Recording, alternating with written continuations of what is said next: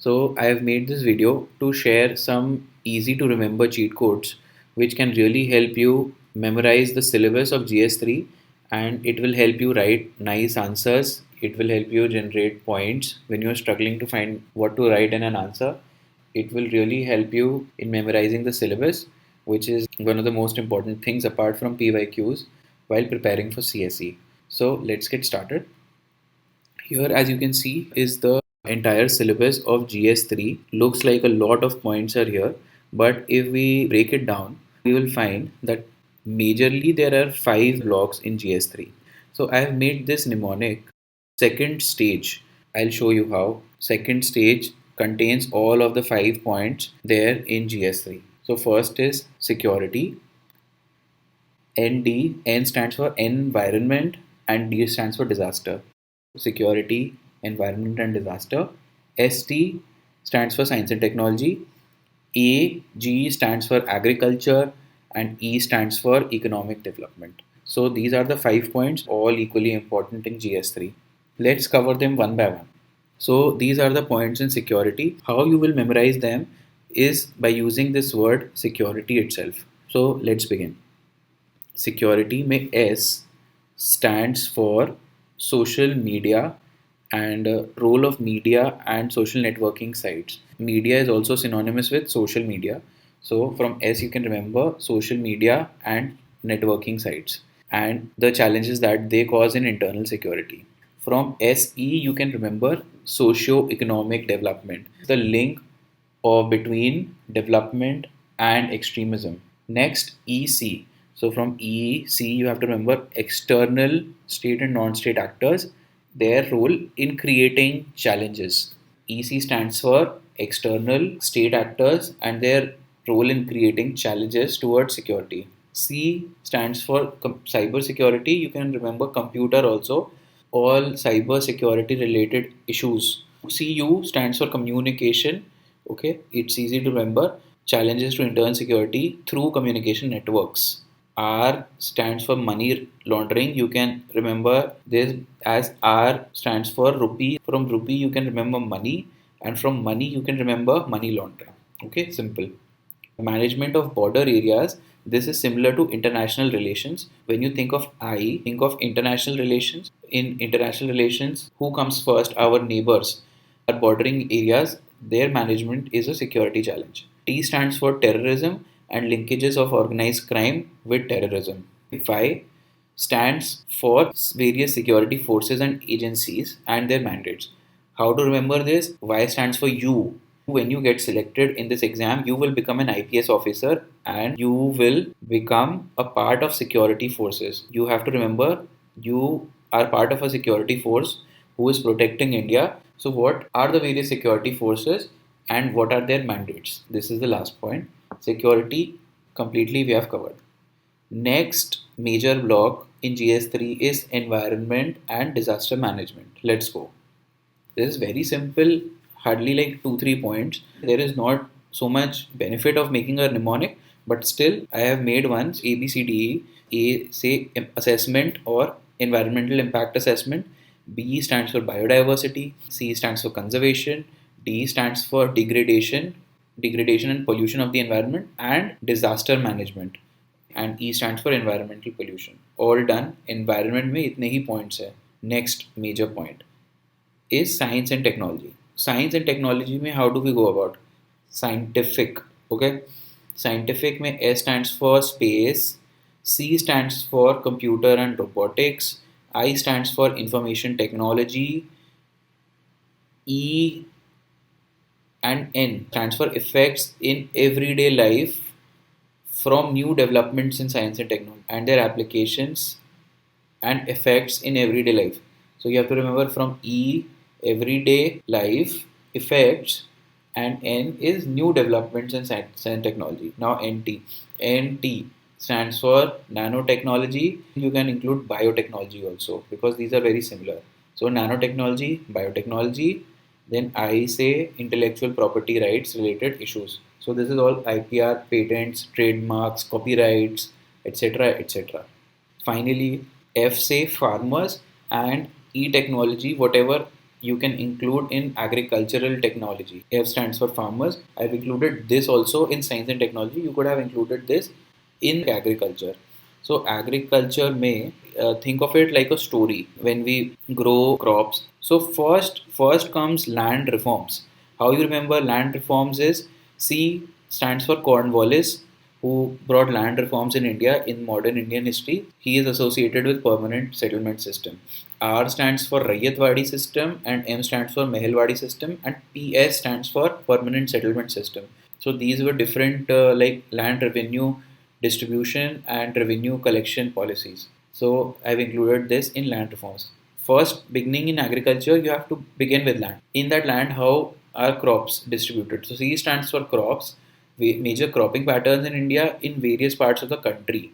What comes next? Irrigation. So irrigation, how you remember, is R stands for rain. Indian agriculture is primarily rain-fed agriculture. You got the land, you did land reforms, you sowed the seeds, and you have a cropping pattern. Now you have provided rain or irrigation also. What comes next? Storage, transport, and marketing.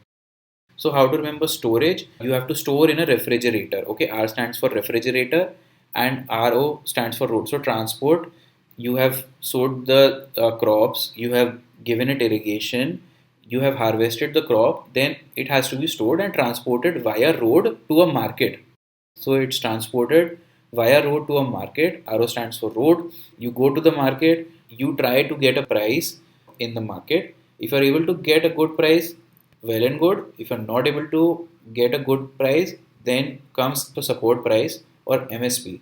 So MSP is the guarantee given by the government. If you're not able to sell in the free market, then the government will buy at this price. So S stands for support price. And what does the government do with all this procured food grains? The government uses it in its public distribution system. After procurement on MSP, the government stores it in its warehouses and then government distributes it using the public distribution system. So PS stands for P public distribution system. Why are we distributing this? For food security. Food security is also done. F in farmer stands for food security. What comes next? Subsidies. So F also stands for fertilizers. What is the most important subsidy that is given to the farmers by the government? Fertilizers. What comes next?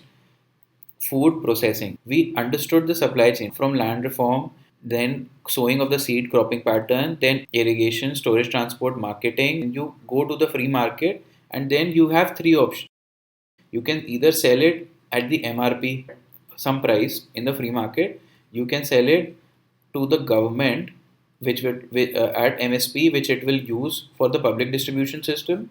Or third option, which is food processing. Like you have grown potato, you are not able to sell it directly to the consumer. You sell it to Lay's or chips manufacturing company. These are the only three routes where you can go after your crop is harvested.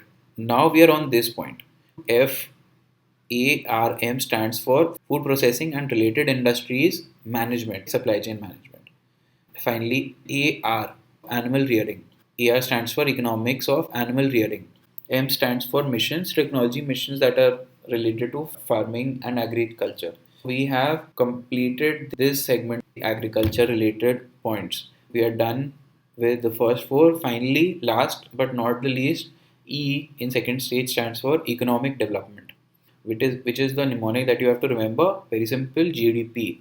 CGIX. This you already know. CGIX is the formula for GDP only. C stands for consumer expenditure, G stands for government expenditure, I investments and long term investments, X stands for net export. You try to remember the syllabus using this mnemonic. G stands for growth, GD stands for growth without disparities or inclusive growth. D stands for development, P stands for planning also, and P stands for placement. From placement, you can think of employment, growth, development, and inclusive growth, and placement or employment and planning. From C, you can think of consumer expenditure. Consumers will be spending if there is inclusive growth. Consumer expenditure, which is the major, almost 50% of our GDP, it will only increase when the common man is spending. When common man spends, then you can think of inclusive growth. G stands for government budgeting. G for government budgeting. I say investment and infrastructure. These are both referring to long term investments. They are not like C. C is short term expenditure, I is long term expenditure. So automatically I say you have to remember investments and infrastructure. Infra say you can think of infra mein there are multiple points. So I'll give you a separate mnemonic for infra also. Infra में N energy और F से you can remember freight. Railways में freight होता है. R से road और railways. ए से airports और फाइनली सी पोर्ट्स. ये आपका इंफ्रा हो गया. आई से आपका इंफ्रा हो गया था. I X from I X you have to remember industrial policy liberalisation of the industrial policy in 1991 which was the most significant liberalization or LPG reforms. At that time exchange rate was reduced greatly which led to the rise in net export. Automatically think of LPG reforms and liberalization of the Indian economy which began in 1991. Final one point was remaining. CGIX stands for changes in industrial policy and their effects on industrial growth. So, in this manner, you have seen that we have covered all five of these very simply. If you can just revise the syllabus, so for each, break this down second stage.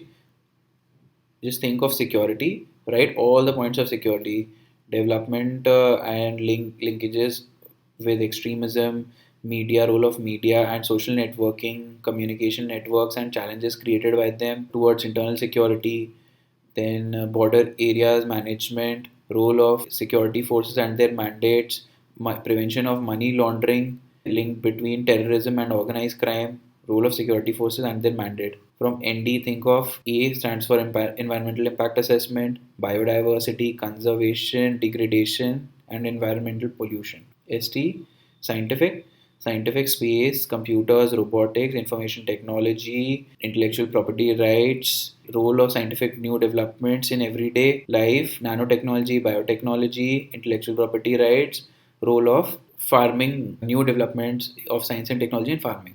A. Next is A.